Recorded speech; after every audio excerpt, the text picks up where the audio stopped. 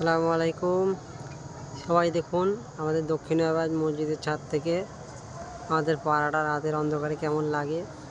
বিশেষ করে আজকে শবে বরাতের রাত, চতুর্দিকে খালি বিল্ডিং আর লাইট। এই আমাদের মসজিদের নতুন মিনার দুটো, আকাশের চাঁদ, শবে বরাতের রাত। সবার জন্য দোয়া করবো ইনশাল্লাহ। তোমরাও দোয়া করো আমার জন্য।